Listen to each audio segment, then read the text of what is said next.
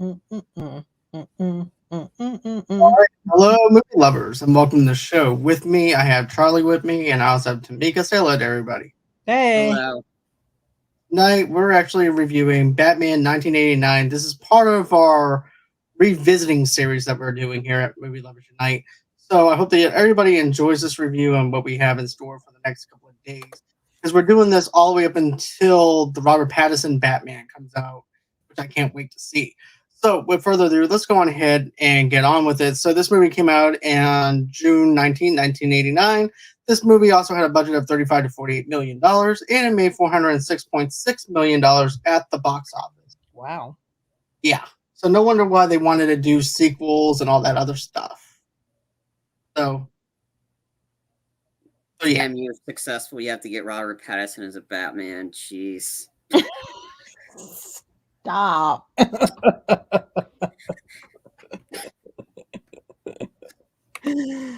Sorry.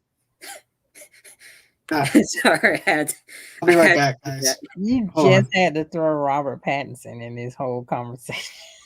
Yeah, I had to. I'm sorry. I'm not looking forward to that movie at all. It looks bad. I'll watch it, and I'm Batman fatigued, but I will watch it just to see what's going on, I guess. I mean, I'm going to watch it. Am I going to spend money in it?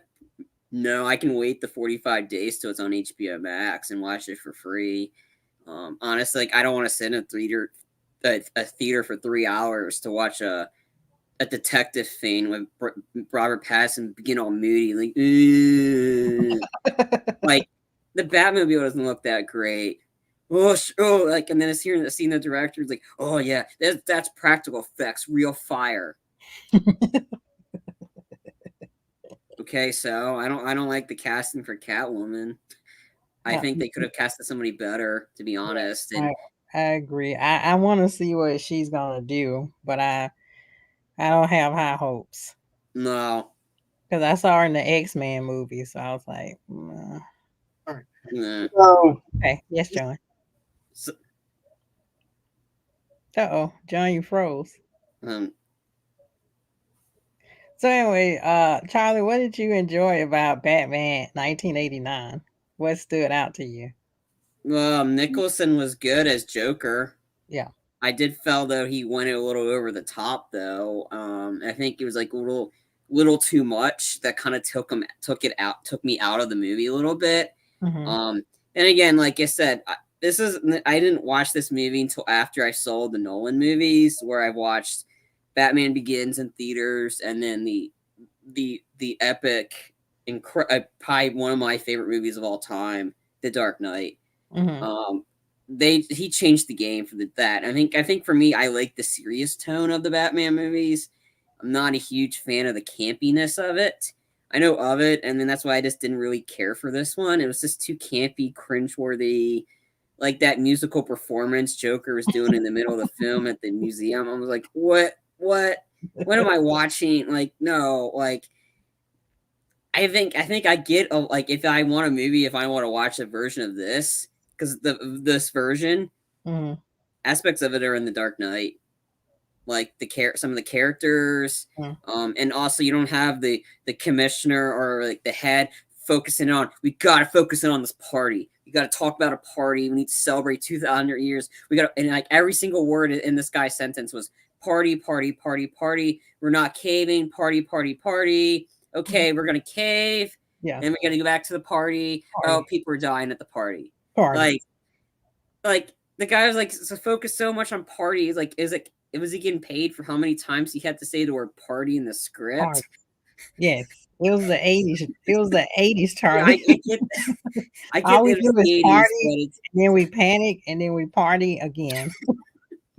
I don't know. It just didn't work. I mean, it was just funny seeing Colt 45 in there as Harvey Dent. 45. Yes, I know about the Colt 45. I like Harvey Dent's transition from black to white. He's like, I'm a black man, and then now I'm white in the rest of the films. I'm like, you do the 10-year challenge or more, then that's the Harvey Dent one. Yeah, I think they introduced the character, but then again, like he was just not a major character. No, he was in the foreground. Yeah, he is a major part. He's an iconic villain, so I kind of wish they had a little bit more of a focus on that of how he turns. But then again, like they planted so many seeds in this one, and they don't even pick them back up. And Batman Returns, like it's just the only one that returns is literally Batman because he's in the title. Yeah, Batman Returns. Hey, I'm back. But it's like the Joker isn't back, Harvey Dent isn't back. They don't turn him into Yeah, I mean, it was like, and then they kill the Joker off in this one. It's like you can't kill the Joker. Yeah, I don't think you can. No, supposedly he's dead. Well, the Arkham games say, oh, actually, we can kill the Joker. We have the guts to do it. What? In the Arkham games, they kill Joker. What? Really? Yeah. Arkham City, they did. Spoiler alert for everyone, if anybody hasn't played the games, they've been out for quite a while. But yeah. My theory is that the Joker can't be killed because it reminds me of the Joaquin Phoenix Joker. Like he's more of an idea. And like you kill him, then somebody else take the mantle, and then more and more. It's like Hydra, but for Joker. So that's my thing of why the Joker can't ever be killed. I didn't necessarily see that Joaquin Phoenix version of the Joker. I just Charlie. It didn't interest me. It looked literally like a movie. I mean, it's just I'm not. I mean, Joaquin Phoenix is okay. I'm not a huge fan of his. And it wasn't like, I mean, for me, it's like, I don't really care about an origin story for the Joker when we get kind of it in the other movies. So it's just, I don't know. It's just that movie didn't look interesting to me. And I didn't care for it and had nothing to do about Gotham, nothing to do about Batman. I'm sorry. You don't do Joker movie. You don't have Batman in it. So. All right. So let's get back on to, so. Here's the thing. Whenever you look at the Batman 1989 movie and everything, too, it brings back a lot of nostalgia for me as a kid that was actually being part of that era because of the fact this was my first movie that I ever saw in theaters as a kid. It's the 1989 Batman. I remember also, too, my mom sitting me down and saying, hey, look, this is going to be different than the Adam West Batman that you watch on for reruns and everything. I'm like, I know. Can you just be quiet? I want to watch my movie. Oh. I was like, wow. So I was like, I was just excited to see Batman, and that's all I cared about. I didn't care about the pep talk. I got to see my superhero on the screen for the very first time. And it was one of those things that was like, to be honest with you, it was a time, it was very atmospheric, if you think about it, where everybody was excited to see this movie. It was the very first live adaptation of Batman. We also had the Superman, Christopher Reeves, Superman, and stuff like that. But this was actually the big deal for everybody. This was the first time to see Batman on the big screen. I even have the Batman 1989 comic book that was sold in the movie theater and everything, too. So lucky. But, when you look at this, if you think about it, Nicholson was good for that time. And it doesn't matter if I think it's a generation thing. If you don't like the 1989 Batman, this movie is not going to be for you or anything like that, which I actually understand why. It's a generation thing of what you grew up with. Mm-hmm. So Tomeka and I grew up with the 1989 Batman. And, for that time it was dark. If you look at the whole entire themes of the 1989 Batman, it was dark for its time. Nicholson was on top of his game during that time. You also have him coming off of course, The Shining, and then you also, a couple of years before that, was also One Flew Over the Cuckoo's Nest as well. So you had Nicholson. I wouldn't be surprised if this was actually how he got the role for Joker, was watching The Shining. Mm-hmm. But to me, Nicholson was just playing Nicholson with this. Yeah. Now that I look back then, it's like, oh, wow, he did such a phenomenal job as the Joker. But looking back on it now, he was just playing as himself into this role, especially whenever his name is Jack. Yeah. Which Joker doesn't really have an actual origin story. It's surrounded by different myths and different legends and stuff like that, too. Mm-hmm. So that was also another thing. But, I liked also, too, that we actually have a Harvey Dent in this 1989 world who happens to be someone of color, though, too, which is very different for the 80s, in my opinion. But what do you guys think? Yeah, Charlie was saying, gosh, yeah, it's generational. You know, like Charlie was saying he likes the Heath Ledger version of Joker better, but he also see aspects of the Dark Knight in this 1989 Batman. And thinking back on it, yeah, I see that too. Like when me and Charlie was talking about when the Joker was at the table with the gangsters and he's just telling them, hey, you know, I'm the new boss in town. And they're looking at him like, what's wrong with you? Wipe that stupid grin off your face. He's like, what do you mean? You know. But that scene, I don't know. It's like it's so sadistic, and it's like I shouldn't laugh at this, but why am I laughing with him? Like he just electrocuted a guy, and he's like burnt to a crisp, and then he's like, "Oh, we got a live one here." I was like, oh my god, why am I laughing at this? No wonder I'm so messed up." But yeah, that's something I liked was with the dark humor and things like that too. Very I thought dark. that was which is something that I really liked with this was the dark humor in it. Sorry, John. I was saying I'm surprised they got Jack Nicholson to do those prosthetics. You know, his mouth was permanently. I'm surprised they got him to do it because he doesn't seem like a reasonable guy that would do anything. Well, one thing you have to realize with Jack though is he's at that. To be honest with you, he can do just about anything that you can think of. He also did Wolf. He's a very seasoned actor.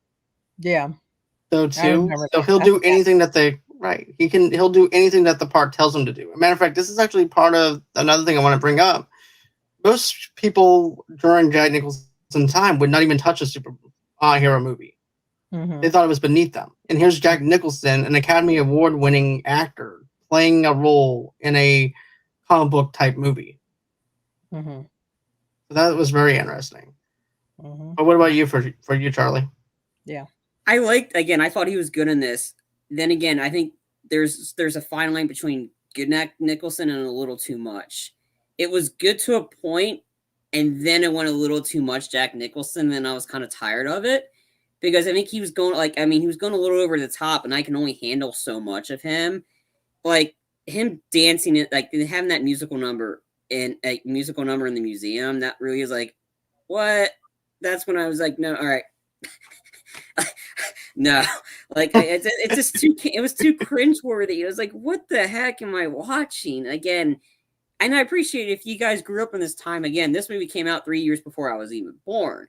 So it's like, and then again, I wasn't really fully into Batman until I watched the Nolan ones, and the Nolans and Christopher Nolan changed the game for the Batman movies. They made it dark, but I think for me, it's just, again, another positive. I liked Keaton as Bruce Wayne. Agreed. I didn't like him as Batman. I just didn't think it just.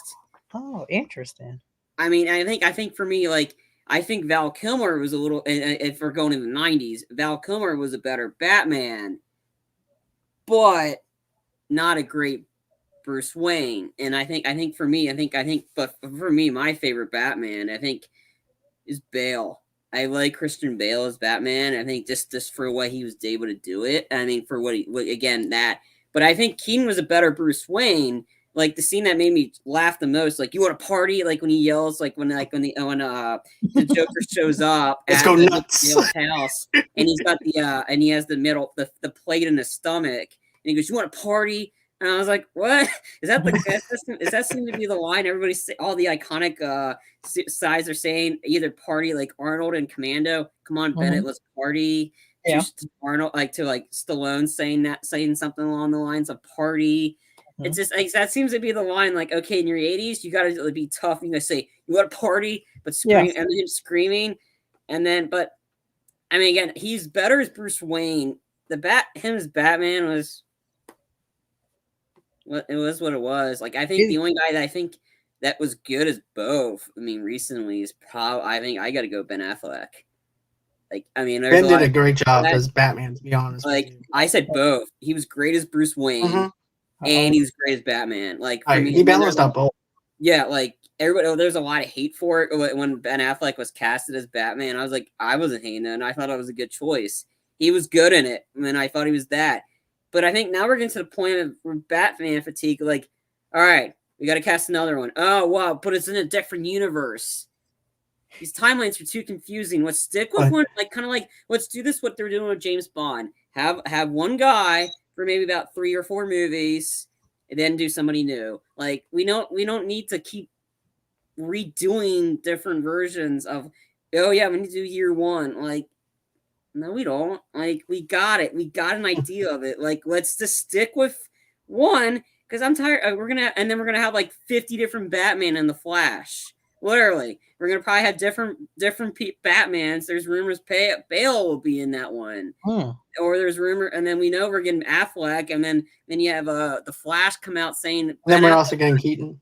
Yeah, and you got Keaton. Yeah, you got Keaton showing up, and then now you have the Flash come out saying, "Oh yeah, Ben Affleck's not done playing Batman." I'm like, it's like, all right. I mean, I think the Batman, the one that's coming out in March. I think it would have been a lot better if they just kept Ben Affleck in it.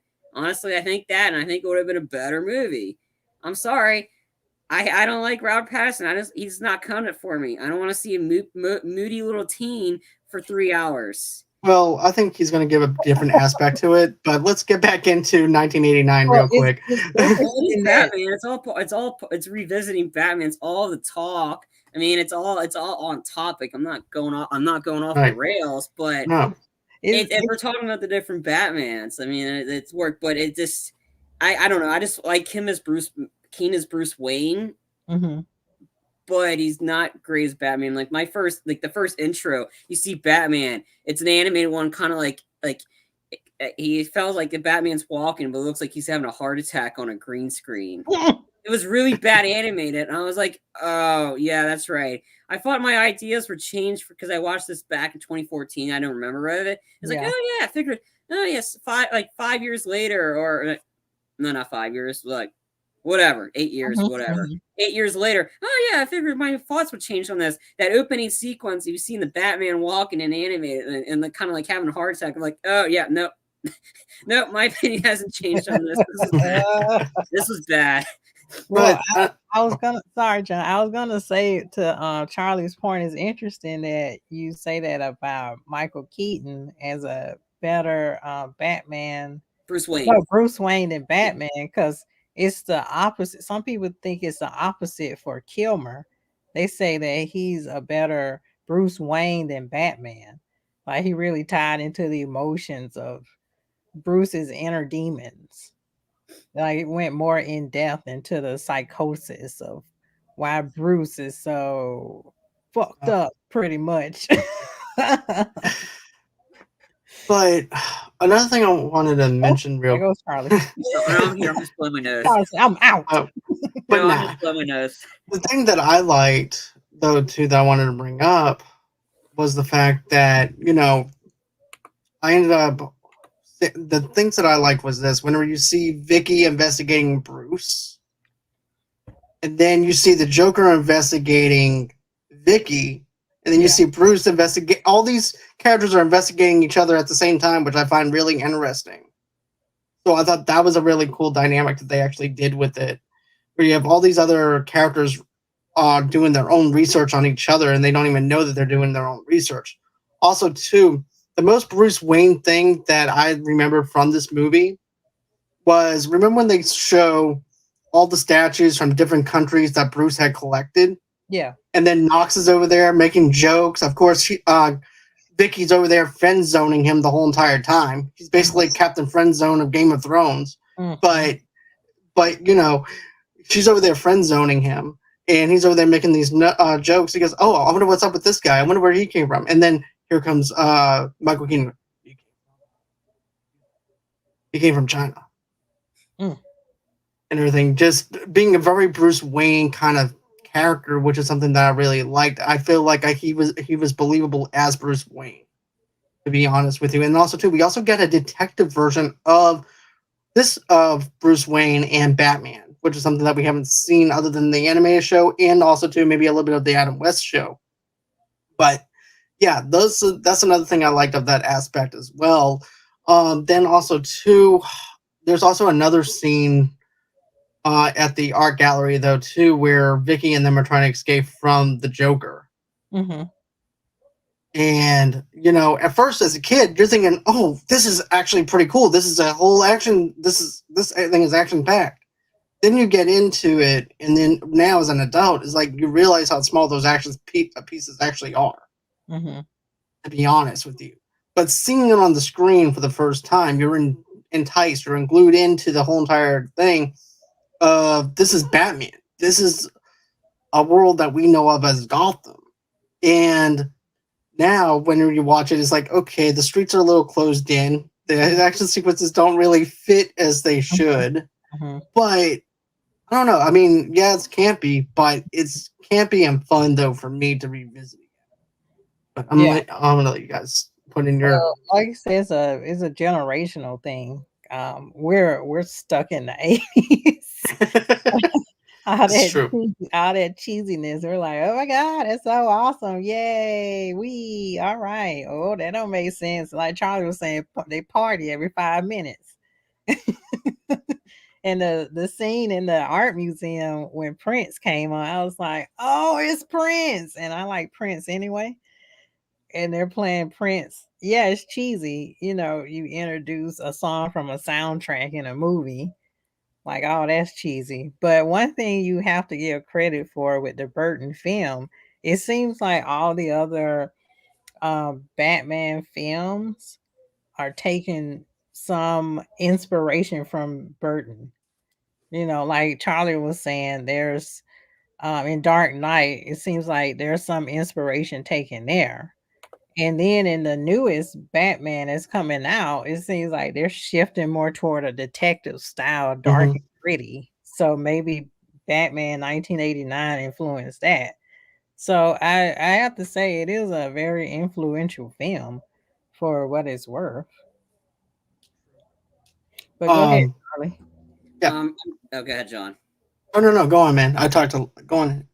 I was about to say, I mean, again, yeah, like again for me, I mean, Prince is good. I just didn't like the way they introduced it in that dance sequence. Like that was like, what is this? Like, and then like again, I don't know, it just didn't work. And then I think this movie was more Knox trying to hit on Vicky Vane than there was actual Batman, and that's like this movie could have been either an hour and 40 minutes, not 2 hours and 6 minutes, because you have to keep doing the whole will he, won't he stuff with Knox. I don't care about Knox. I want to punch him in the face. I want to kick him in the nuts. I'll be honest with you. Knox is aggravating, but I understood why they actually introduced them too, because they both work for the column. They both work in the newspaper story outlet thing. So I understand it from a newspaper standpoint. And of course, Knox is obsessed with Batman as he real as he not real thing. So I understand why they wanted to put the mythology behind Knox.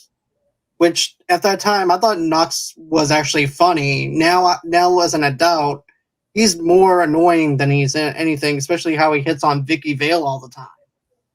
Yeah, and stuff the like that. Joker said that he was like, who is this waste of space? I was like, damn. On the audience, exactly what they're thinking. I mean, I don't think the character appears again in any of the other movies, and that's and it's like, I mean, and then like, and there's no continuity with this one and then Batman Returns, but other than Batman, because he's literally in the title called Batman Returns. Nobody else is the same. No Harvey Dent. When you introduce Harvey Dent, they could have been maybe had less Knox, maybe more Harvey Dent, maybe to expand on how he becomes Two-Face, because that would have been interesting if they put that. Well, from what I heard, they actually were going to do that in the third film, was put Harvey in there in the Tim Burton world. Mm-hmm. I'm going to be honest with you. The reason why they went around and did the Batman Forever without them was because of the fact that it was too scary for kids for the second movie. The Happy Meals, they wanted to, the Happy Meals were scary for kids, supposedly. I collected all of them. I didn't care. But they were trying to make it more kid-friendly, so therefore that's why they got rid of Tim, and they went with a different direction, which is why you see the glow sticks, which is why you see all this other stuff happening. That's totally different in tone than what Tim Burton did. And everything for what he did in the 1989 version, and also too with Batman Returns. But yeah, he had all that set up for the third film to have Harvey in it. It's just because of the fact that they wanted to gear more towards kids, and also too, they also said that this is the second movie was the most violent Batman movie that they have ever seen. And my mom, I remember my mom standing up for the Batman movie, Batman Returns movie, because I've seen worse than that in Jaws and stuff like that. She was just going off the rails with it. My Italian mother going off the rails about how much more violent stuff that she's seen versus this. But I got a counter for that one. There's something that was definitely more violent that came out in the 80s. But go ahead, John. I'll get into this. I know which one you're going to say. I know which one that's on your wheelhouse right now that you're going to say about that. But, you know, we're going to get into this a lot with the Batman Returns revisit tomorrow night. But he killed a lot of people in the second movie. They say Batman doesn't kill. He killed a lot of people in the second film. Then, of course, you also have Michael Keaton also shooting at the Joker and everything too, and missing him the whole entire time with guns. And then you have that happening. Then he also you can tell that he wasn't going to try and save Jack's life, which is Joker's life at all. He was just going to go in here and let him die. Well, he tried, but the glove was slippery. What? It was slippery. You can tell though. I mean, you can literally tell that he was out for vengeance because of the fact that he killed his parents. He didn't know. Oh, he knew, but you know, he was trying to save him. The glove was slippery. He had a leathery, slippery, wet glove. And It's the same thing OJ said. I mean, I dropped you in a vat of acid. And then he let that detective die. He let Jack shoot that detective. And I was like, he was a dirty cop. He's not gonna stop that. And then he's standing there like, oh, okay. And you condone this? You condone this violence? He let and then he pushed him into the like, I mean, but yeah, like just standing like, oh yeah, cops getting shot. Hi. Yeah. I'm like, wait a minute. This man just shot the cop. He's like, hey, how you doing? But there's one silly part when they were trying to get him and he was cornered. He was like, you know, because I think in those films they said with the costume they couldn't turn their neck. So yeah, it was very bulky. He's like, oh, he looked high.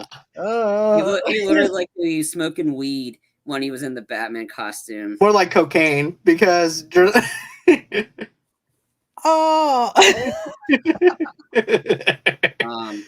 But if you want to talk about an violent 80s movie, like violent 80s action movie that was actually promoted to kids, that's way more violent than all these Batman.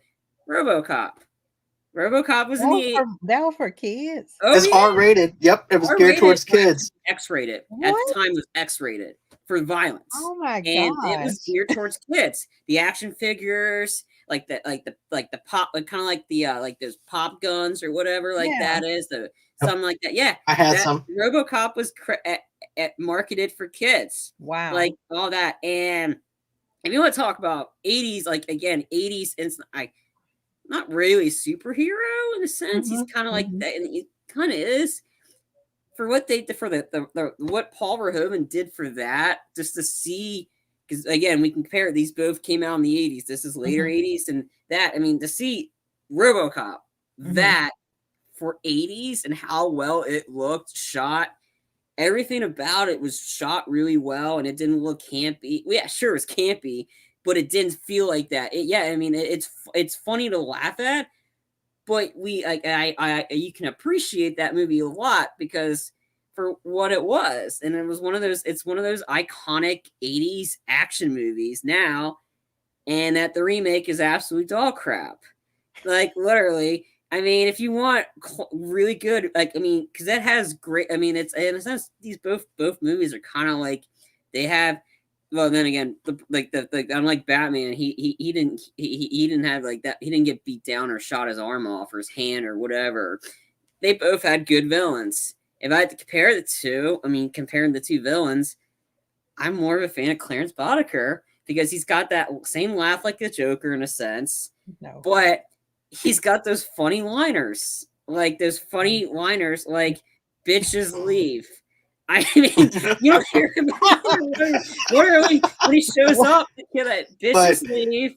Where's It's like a lot of innuendos, but it's just because Kurtwood Smith was fantastic in a sense because they're both kind of in their own way crazy characters. They are nuts. And they both want control. Yes. But Kurtwood Smith is he's like, if anybody doesn't know who Kurtwood Smith is, have you watched that 70s show? Yeah. He is fantastic as Red Foreman. Mm-hmm. He literally he really epitomized the word dumbass in how he wants to write a book called On the Road to In Your Ass, Chapter 1, My Foot.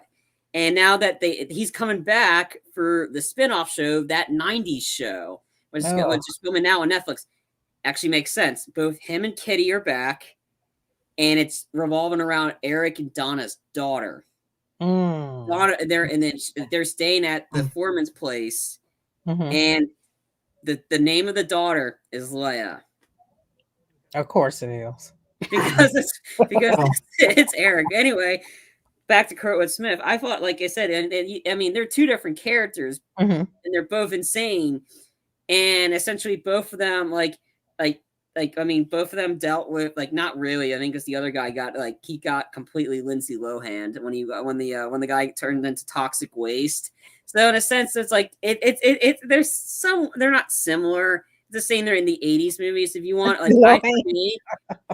I didn't grow up with RoboCop. I watched it years later. Yes, the movie's awesome. In the X-rated version, you may be wondering why is it X-rated? Oh, it was violent. Oh yeah. It was blood quips. Like Paul Verhoeven was famous for that. But they're kind of like the RoboCop and Batman are kind of similar in a way. They both dealt with trauma in a way. Like one literally he got destroyed by pieces. Batman, he lost his parents in an alley. And honestly, Charlie. But anyway, they both fit in its 80s, but yeah, they're both geared towards kids. I think for me, again, they're two different properties and all that stuff, but that the whole point I was getting at is geared towards kids. But I think for another 80s, by saying, "Oh, Batman's violent," yeah, well, RoboCop came out in the 80s, and they said, "Hold my beer," and I'll pay that for $1. And I'd buy that for $1. Boom. My theory about them saying is violence. Maybe the parents are stuck on the 60s Batman. So they have that nostalgia in their head. And they see this and they're like, what is this? This is too dark. I want the fun-loving Batman that I grew up with. But go ahead, John. No, go on ahead, Tomeka. I'm done. I said my part. Okay. So speaking of things not going too dark and everything too, you might want to go on and pick up a Manscaped and everything too. So here's the thing. Valentine's Day is coming up. So you know what you need to get. You need to get your significant other to make his balls feel great. You need to make his balls feel like the best damn balls that he's ever touched.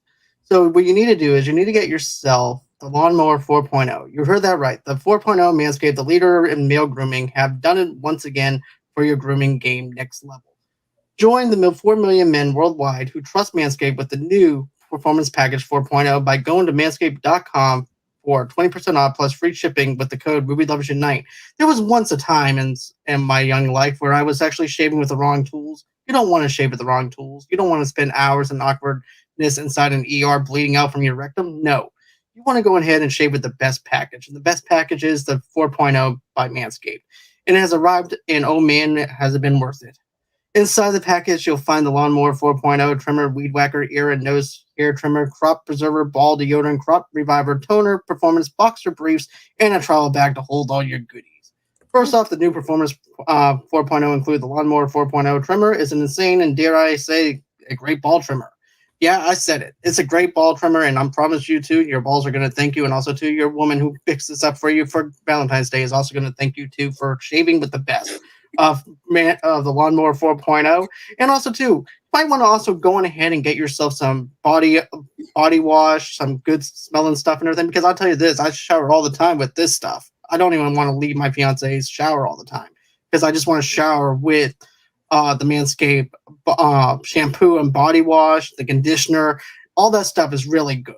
And especially it's all 100% authentic. Not only that, but there's also it has aloe vera in it. It also has a couple of other good chemicals in there too that actually help you clean all your goodies off. The Weed Whacker is also waterproof and uses a 9,000 RPM motor powered 360 degrees rotary dual blade system. The nose and ear trimmer provides proximity skin safe technology which helps prevent nicks, snags, and tugs in those delicate holes.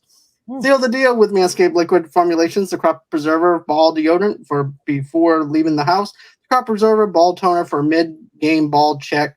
Trust me when I say this, fellas, your balls will thank you. Manscaped even threw in the 2 free gifts for the Performance 4.0, the Manscaped Boxers, the Shed Travel Bag, bring your comfort and boxers to another level. And that's, once again, get 20% off plus free shipping with the promo code MovieLoversUnite at Manscaped.com. That's 20% off plus free shipping with the promo code MovieLoversUnite at Manscaped.com. Your balls will thank you. Have enough to do this Valentine's Day to please your significant other. So go on ahead, please your woman on this Valentine's Day.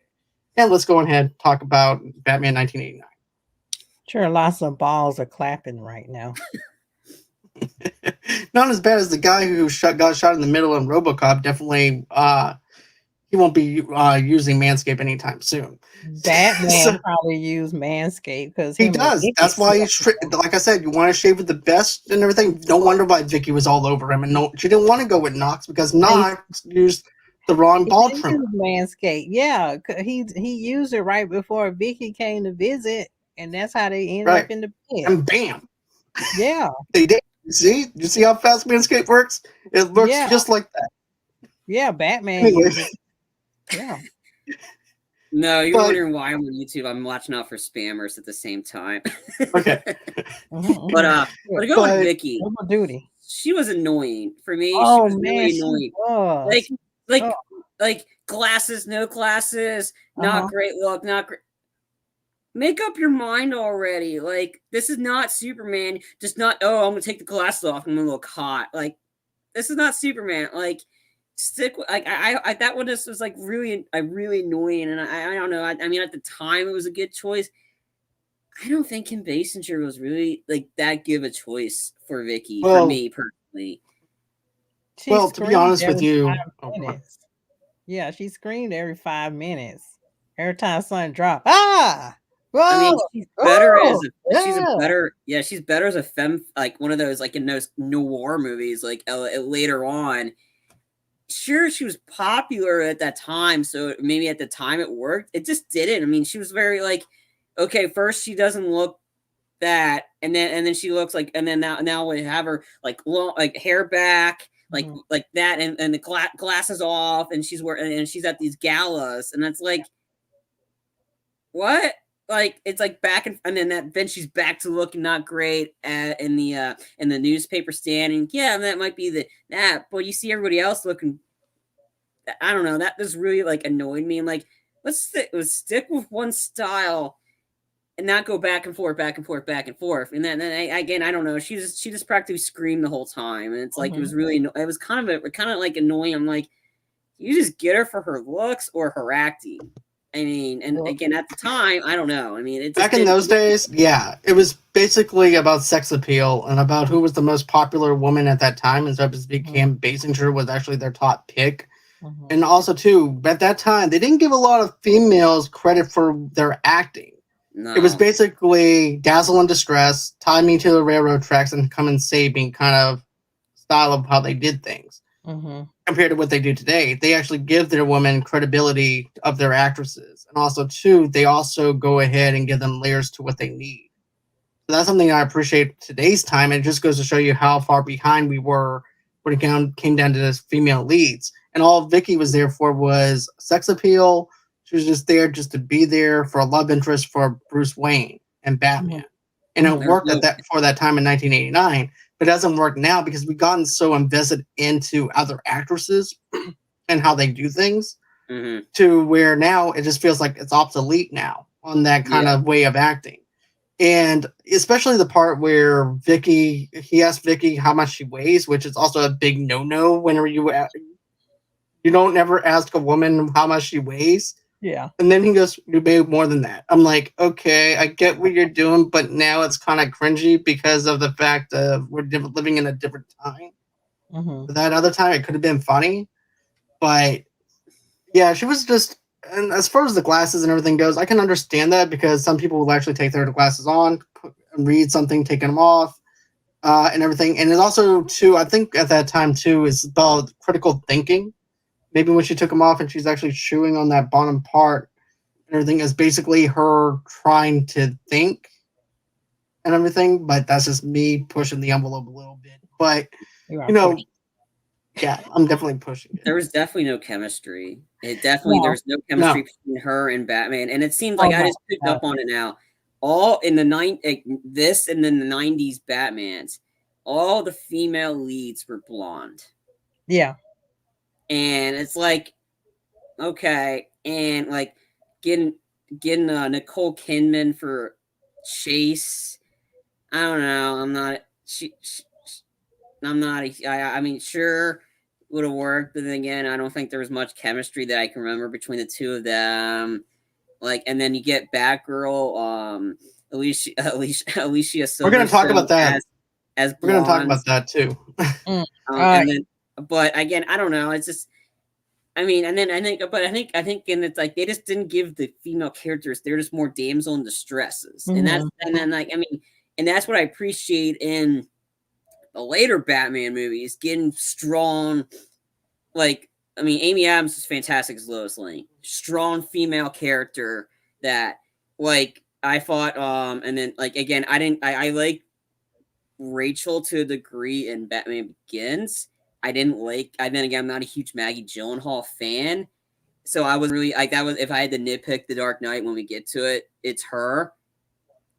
But that's okay because she was a small part, and like she was small. It was small in that one, so it didn't really. It moved. It moved. It was just a plot, like a plot floater. It just moved. Yeah, just to move the plot, It just basically. moved plot. That's what it was. And then so if I had to nitpick Dark Knight, it was her. If they casted anybody else, yeah, it would have been like that. It's still a perfect movie. Like Dark Knight is still a perfect movie, but like they start getting stronger female characters to a degree as we progress later on.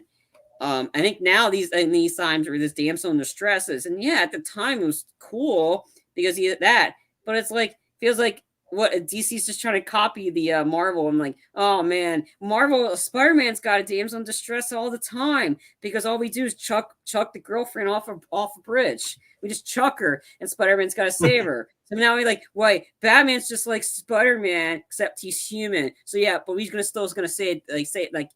I mean, I kind of like the strong female characters, and I'm like, I don't really like. I'm not a like huge fan of the damsel in distress because compared to now of all the strong women, like just in No Time to Die, the small side character Paloma, everybody she thinks she's ditzy. Hell no, she's not ditzy. She's a side character. She kicks ass. So it's like it's kind of like that playing on that whole idea. And that's why I think there's like could have been like the actress that played Paloma in No Time to Die, Ana de Armas. She would have been perfect as Catwoman in the new Batman movie because she was up for the running. She would have been perfect. Honestly, I think she would have been perfect for that role. Luckily, she gets to be in a spinoff of John Wick movie, so we'll see how that one works. And I think it's going to work well. But now we're getting stronger characters. But I think at the time, Vicky was just the actress they cast. It was just like Kim Basinger. Yeah, she doesn't do anything. She's just there for looks. I mean, hence that's why she's perfect as a femme fatale in the noir movies because she always brings danger, and that's literally that. And that's all she did in this one. Brought danger, and she was just there for looks, and it was really like not a great look, honestly. Yeah. Yeah. I mean, and I was surprised too because I think because we had Ripley, we had strong females, not many, but in the 80s. So I Sarah guess, Connor. yeah. So I Yep. guess with Batman, they don't know how to get a strong female until we get to Batman Returns that can counteract with Batman. But yeah, I she was annoying. feel And I feel like that scene at the bell tower the Joker's just dragging her around. That's pretty much her whole MO. She's just a rag doll that you can just Yep. drag around and just do whatever you want with her. Just like a puppet. That's all. Yeah, that's pretty much what she is. And she's in a profession where she's a photographer and a journalist. And it feels like she's just dumbing herself down, just chasing after this man and just being willing to be dragged around. And also with Chase, which I know we'll get to, she's a psychiatrist and she dumbs herself down because she's sex crazed and she's into Batman. It's I feel like, like this. yeah, Because I want to be honest with you. Like, we see her as a journalist, and Yeah. then after that, they don't do anything else after that. They just give her the background of who she is, and then we get a little bit of the journalist in Vicky, but not much. mhm. It's like they move away from it as soon as they want to go a little bit extra with her, and then they move away from that. It's like, okay, now we're gonna go back to playing dramatic, where Batman has to save you. Oh no, the Joker is now going to kidnap you. Now Batman has to save you again. They didn't cross that element that I would love for them to do, is showing this woman who's a journalist, who's also happens to be a photographer, investigating things. They did it a little bit, but not as much as I wanted to. Same thing with Chase. They dived into the psychology a part of it, into the psyche of it. And that's something that I wish that they would have actually kept in there a little bit more, because I like the psychology aspect of Chase. Mhm. And I thought the chemistry worked a little bit better than Vicky. With And everything, Bruce because and her, it worked better. Yeah. Yeah. right. I mean, if they wanted to go the psychology route, they should have just introduced Harleen Quinzel. That's another thing I want to talk to you about, Charlie, is this, because I was thinking this the whole time too, was this. They have this other woman side character that they brought in that Jack is actually obsessed with.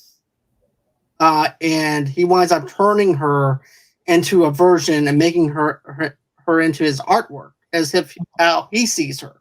Mhm. And that's not who, at that time, Harley was not introduced yet. Mm-mm. She wasn't introduced until the animated series of Batman. Yeah. Yeah. And that's when they decided to make her a side character. But I understood what they were trying to do for the 1980s. They were trying to give him a side character, that a love interest for Jack and everything. But it also shows how manipulative that the Joker actually is. He doesn't care about her. He just wanted her to have her because somebody else had her. Mhm. Then, as soon as he sees Vicky, that's his hot ticket again. So he goes on ahead and moves over to Vicky now and tosses her aside like nothing. Because you Mhm. don't see her after the art scene. You only They see said her. she got suicide. That's right, she did. She committed suicide because, yeah. But Oh, that's another point I want to make, is too, they didn't give her enough of a love interest for her to actually show the outcome between her. It was just him ignoring her. Yeah, but I wanted to see more of that dynamic of who the Joker is towards a love interest in the 1980s, even though we got it in the cartoons, and we also got it in Suicide Squad and stuff like that. But I wanted to see a little bit more of that aspect in the 1980s, now that I'm older. I guess Tim Burton, and I don't know, I have to read more into it.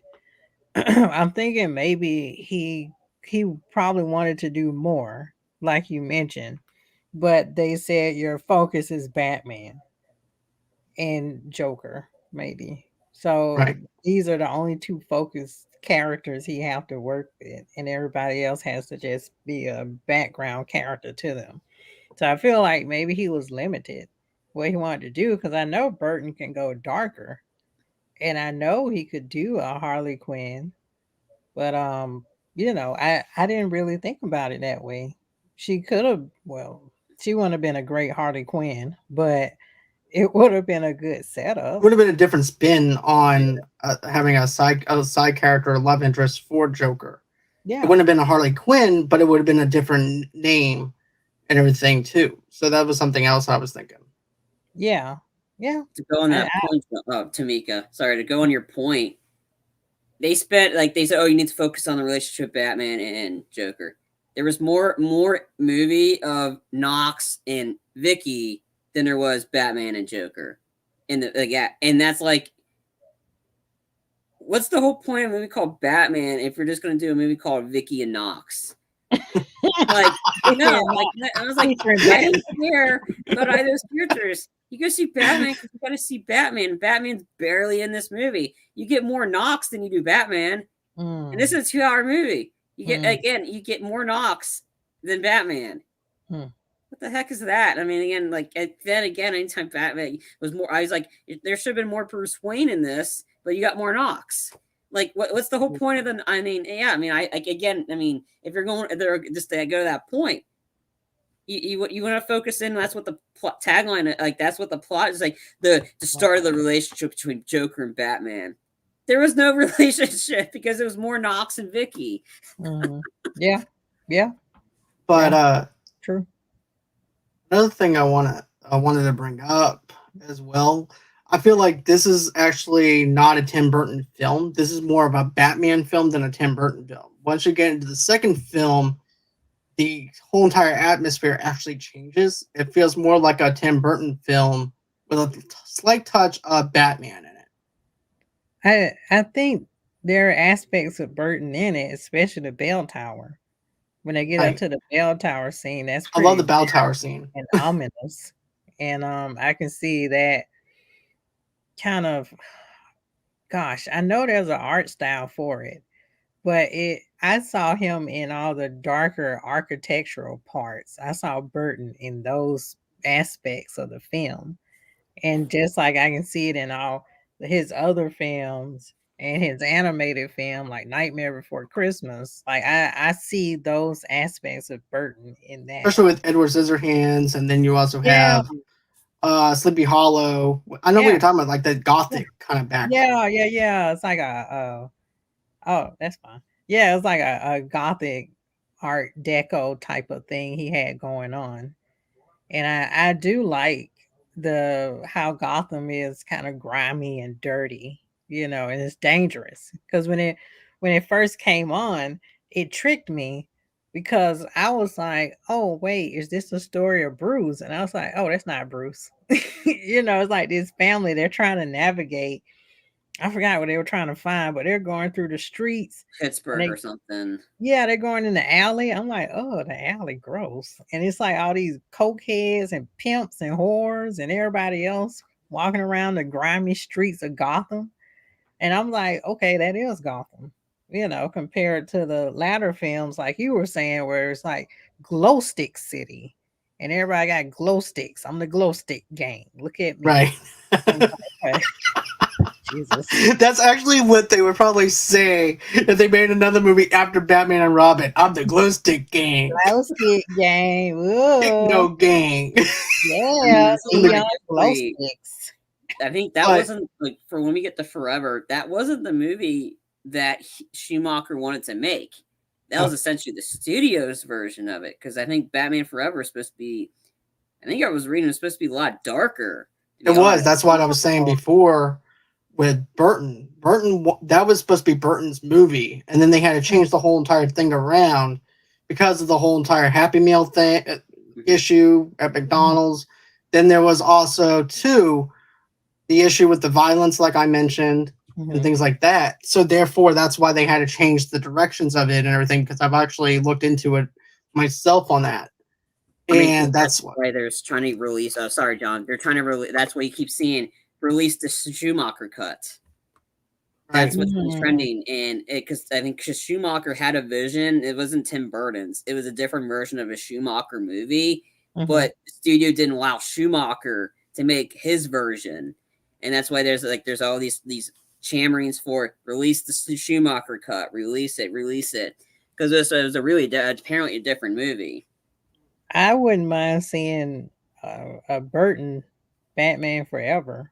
I'm interested in what his ideas would have been for Two-Face. Like I know he would have brought it with. I would love to see the cosmetics for it. Yeah, just his work in his other films. I would be interested to see what he would have done with Batman Forever.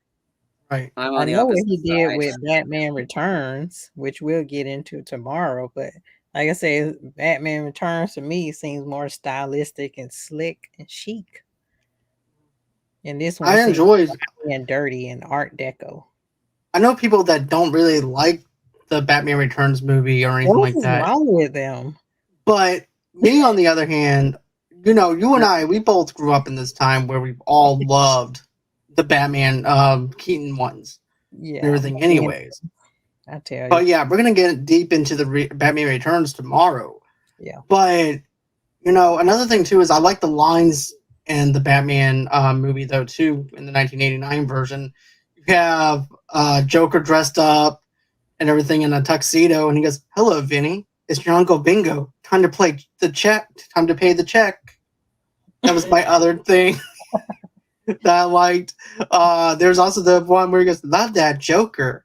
Where did you get all those?" And then there's also a thing where Jack Nicholson is looking at Batman, and as he's leaving the art gallery, he goes, "Where does he get those wonderful toys?"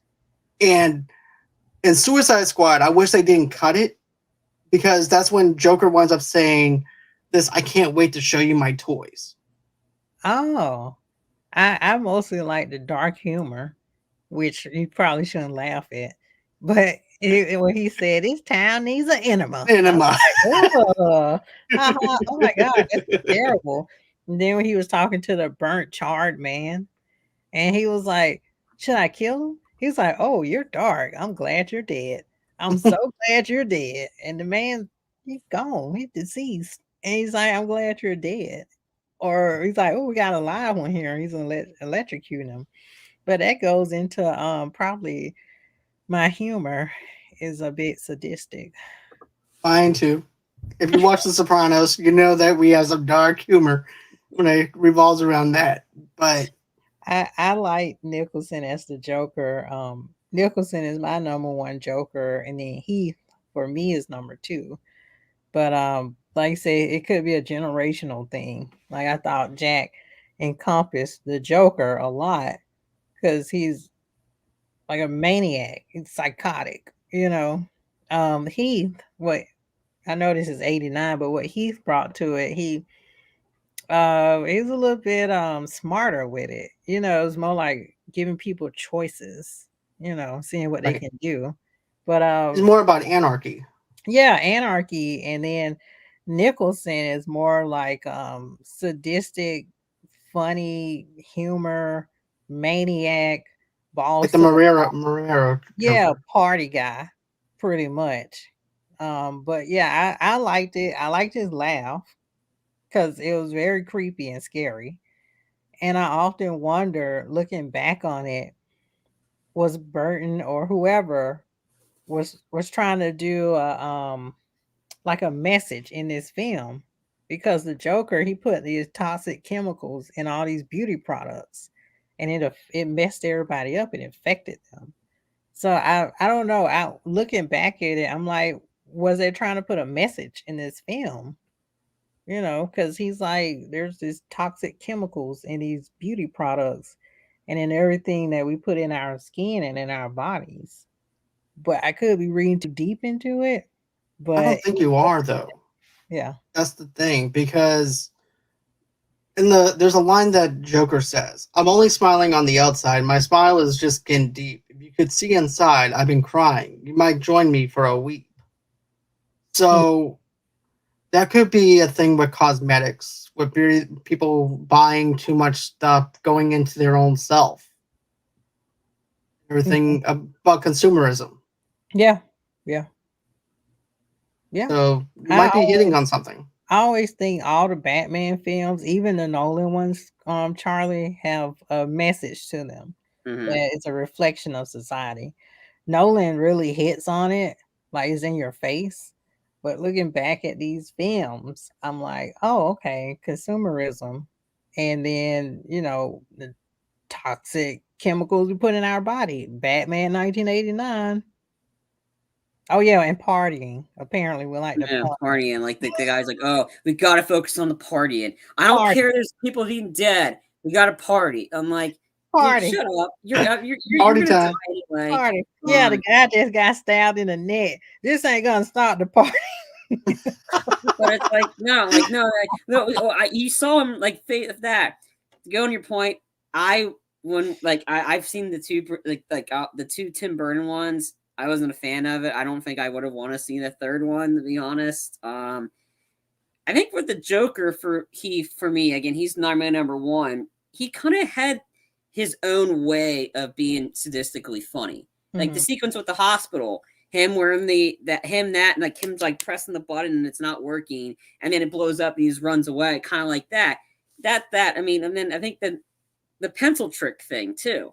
Mhm. That was kind of like that was funny.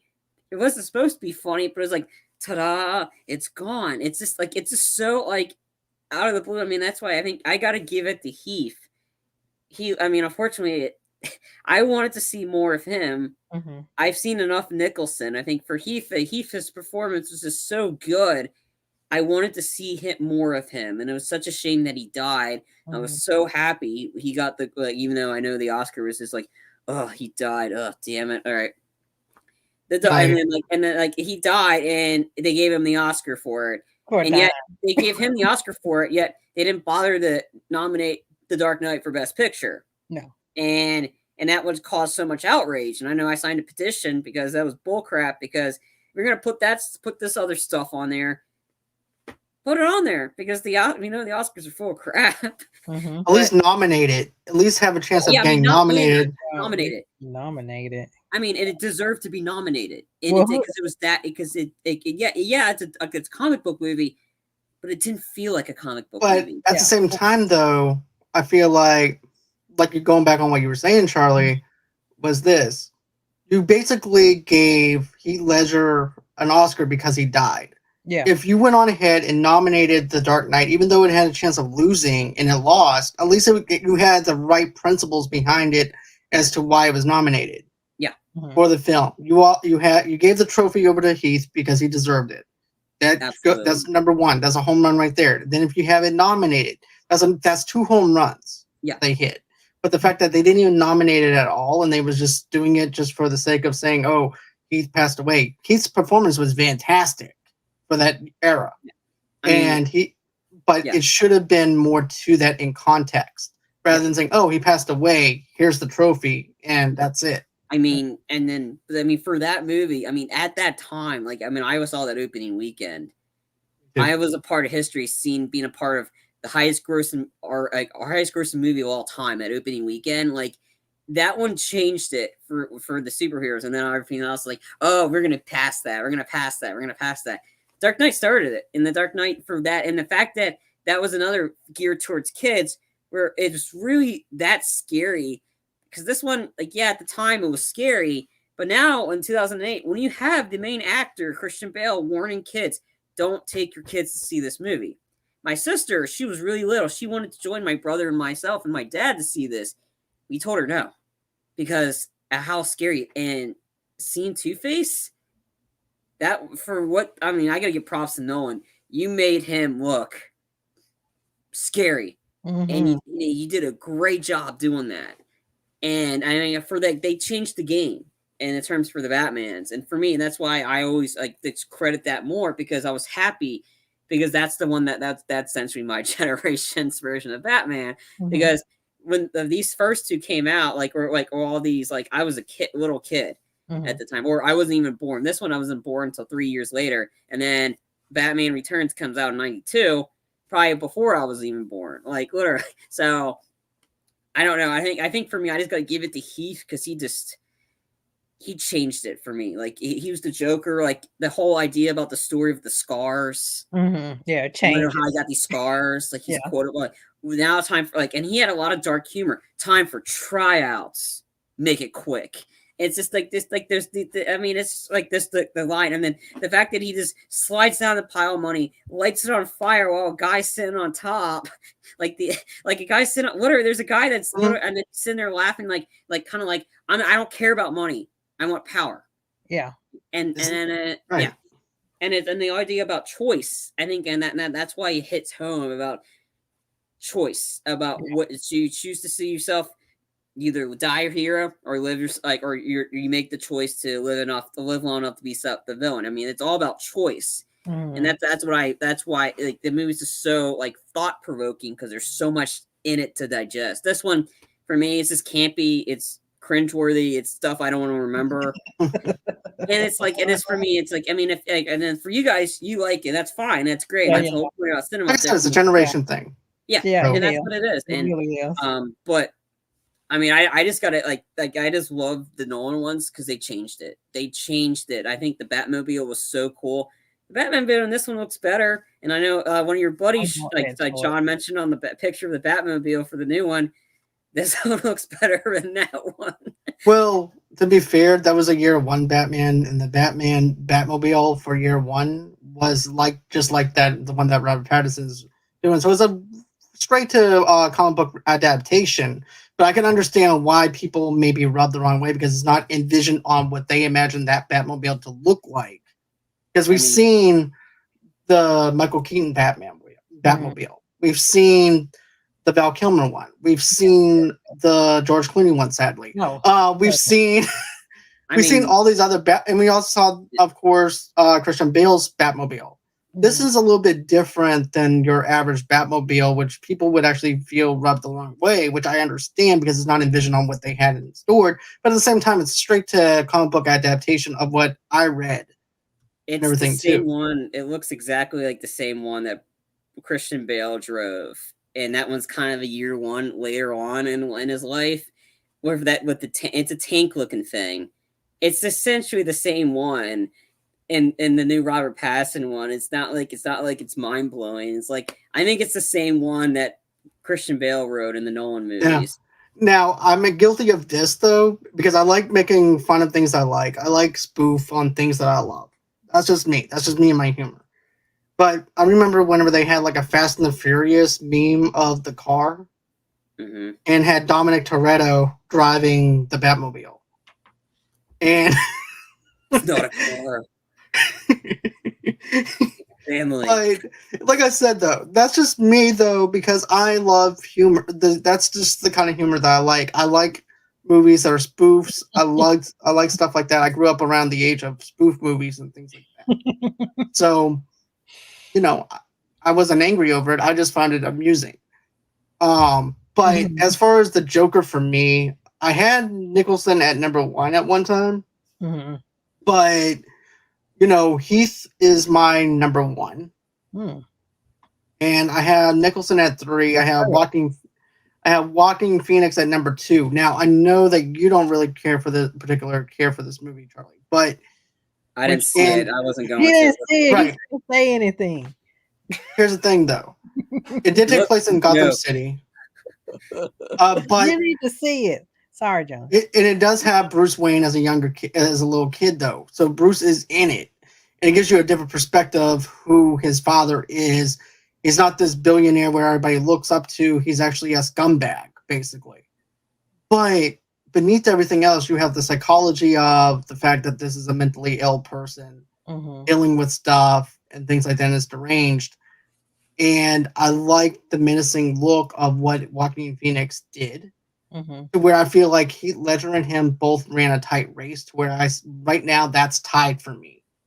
Where they're both I love both of them, to be honest. Okay. And I love Nicholson for the time that he did. Yeah. It's just that it's just like two actors topped his performance for me. Because I saw better layers to that. No. So I'm just gonna stick with the nostalgia, and Nicholson is my number 1. Because you betrayed us. And I'm sorry, Tomeka. Number 2 is Heath, and I think Joaquin is number 3 for me. Because I can't really put like Joaquin did a good job as Joker. Like did a fantastic job. But I can't really put them both on the same pedestal. I have to put Heath on there, and it was a really close. But yeah. It's a close race. I'm not gonna lie. Close. Charlie. Yeah, I can't put Joaquin Phoenix as Joker in there because you didn't see it. I don't want to see it. It looks for me. It doesn't work for me. It didn't. I watched the trailer. And I was like, see it so you can comment. I was disgusted when I watched. Charlie, you supposed to see it so you can comment on it. It looked bad. It definitely looked bad. My dad watched that movie. He didn't. I saw it twice. My dad didn't care for it. He actually told me he thought it was a joke. Yeah, but you supposed to see it so you can comment on it and say, okay, now I know why. I don't it's want to crap. waste time. I'm not a huge Joaquin Phoenix fan. It's just too weird for me. It's not. Call it Joker. It's not Joker. For me, it's not. There's no Okay. it's not. And I'm like, I don't want to see him. Like, I mean, that's why I have I had to rank them. I have Leto 3 because those are the 3 Jokers I've seen. Leto 3, but Leto's goodness. version and the Zack Snyder's Justice League. That I can actually put on there. Like Ooh, that I didn't even version have of Leto on Joker. my list. That version of Joker for me that's 3 because I want to see more of that. I'd rather see more of that than Joaquin Phoenix win another freaking Oscar. Like, you're giving him a freaking Oscar for the Joker, yet you don't bother to put The Dark Knight for Best Picture. Come on, like really, come on. But You'll say you should see it. in the original Suicide Squad, I couldn't put Leto down, but for the Snyder Cut, I can definitely put Leto down for the Joker because of the fact I didn't see enough of Leto for me to say that which one was the better performance. It was not enough for me to say. But the dynamic and the monologue that he actually brought with the Snyder Cut made me like that version. Tomeka. That's my version. That's my version of the Joker of Leto's. Sorry, I'm not watching Joaquin Phoenix's version. You need to watch it, so I'm not watching it. I don't really care to be. And then we can talk about it. You need to watch it. You need to watch it so we can talk about it. That's what you need to do. No, I'm not watching. Why? So I'm just gonna trash. Okay, but at least you saw it. Okay, guys, if you guys want to go over to our GoFundMe page for $5, Charlie will watch the Joaquin Phoenix. Matter of fact, I'm going to go in and put this up here right now where people we need to get him to watch it. Like, pay us so much money so Charlie can watch the Joker or something like that. And the money's got to go to me. I'll pay you $5 to watch this movie myself. Yeah, I put $5 just so you can rent it out of Redbox. I got $5 or something. I'm no, I'm not spending money for that. You don't have to. We give you don't. It's on me. Yeah, I don't live in the area where I'm close to a Redbox. Redbox aren't really a thing, and it's more about streaming. That's all this is. It's probably a stream. It's on HBO Max, probably. Yeah, you can rent it. We'll give you money to rent it. I don't know. Look at that. He thought about it. He's like, I thought about it. You guys talk about it, and then I'm like, yeah, give some money. You gotta. I gotta see the money first, not tricked of the money. I gotta see it first in my hand. Yeah, give me the money. I need to see it. I'm sorry. It just doesn't interest me. Sorry, you're not getting $20 from me. That's what I got on my wallet right now. But if you had $5, I could hear the Patrick quote. I only have $5. We'll cash out you. Yeah, we'll do whatever you need to do so you can see this. Cash out, PayPal, whatever you got. But anyways, that's gonna. Yeah. But I think that's everything that we wanted to discuss as far as the Batman 1989 version. Will Charlie see the Joaquin Phoenix Joker? We only have 5 or 6 other Batman films to find out. So we'll hopefully. So, anyways, what we're gonna do is. No, you did not gladiator that. No, I did. I Dave Bautista that one from wrestling. It was in Gladiator too. No, yeah, I know it wasn't Gladiator, but I remember Dave Bautista did it in when WWE was actually good back when he faced Triple H for the championship. Cheap shot. But anyways, so Tomeka, where can everybody follow you at? Okay, good. When I'm not arguing with Charlie on Movie Lovers Unite, I am on Two Blurred Girls podcast. There's gonna be more arguing tomorrow. I definitely guarantee that one. Well, you better watch Joker so we can argue properly. Two No, Blurred it's gonna be Girls the Batman Returns. I'm probably not gonna like it. Two Blurred Girls podcast. We're on YouTube, and we're also on Facebook under the same name. We're on Instagram, Two Blurred Girls _podcast. We're on Twitter at Blurred2Girls, and we also have an audio podcast on Apple, Google, Anchor. Wherever you can stream podcasts. And I think this Friday we have been doing a Full Metal Alchemist Brotherhood. We've been reviewing that. But I think this Friday we're gonna take a break, and then we're gonna do like a Black History documentary. So stay tuned for that, and then we'll get back to Full Metal Alchemist Brotherhood. Okay. And tomorrow night, 8 o'clock Central Time, we're going to be fighting with Charlie again for Batman Returns. So you guys can go in and catch that at 8 o'clock Central Time, 9 o'clock Eastern Time, and catch that tomorrow night. And of course, the following night, we're doing a Batman Forever review at the same time. And then, after that, our Batman and Robin, sadly. Yeah, I'm actually looking forward to that one. God help us all. Hey, I'm in the mood for chaos. Let's go. Terrible. Right? So another thing too is, if you guys want to, we understand that the pandemic has put holes in people's pockets, so that way you can go ahead and get Charlie to watch Joker. But we understand that the pandemic has. But anyways, we understand that the whole people have other priorities and everything, stuff like that. But if you want to, go ahead, go to our GoFundMe page at GoFundMe.com/Movie Lovers Podcast and donate $5 to $10 over there. But here's the thing. If you guys want to, go on ahead, hit that subscribe button, smash that subscribe button over there, comment below, tell us what you think of this review. And also, too, on the right-hand corner, there's actually this little bell in the bottom right-hand corner that allows you guys to know when we have something new coming on. So smash that bell and do all that other stuff. And another thing, too, is go on ahead, rate us on Spotify as well. You can now rate us on Spotify, rate us on Apple Podcasts. That's where Tomeka and I are actually at, too. But also, too, let me tell you about this other little app called Good Pods. Good Pods is basically social media for podcasters or someone that listens to podcasts. You can rate individual episodes. We can also comment back and forth with you. And you can also tell us what we need to work on, if you like our reviews or anything like that. Tomeka's also part of that as well on Good Pods. So go ahead, check that out on Good Pods. Then, of course, if you want to, go ahead and follow me underneath Movie Lovers Unit on Twitter. Then underneath the same brand name, of course, on Instagram, Pinterest, and Instagram underneath Movie Lovers TV Lovers Unite over there, and on Facebook as well. But also, too, I do some videos on TikTok from time to time, so some promotional stuff. So just go ahead and follow me underneath Movie Lovers Unit 0 over there. And, of course, if you want to be on the show, if you're a sponsor, just go ahead, email me at movieloversunite@gmail.com. And that's everywhere that you can actually reach me at. Like I said, tomorrow night is our Batman Returns review. I hope that you guys enjoyed our revisiting of Batman 1989. I enjoyed this with you guys. I cannot wait to do this again. And always until next time,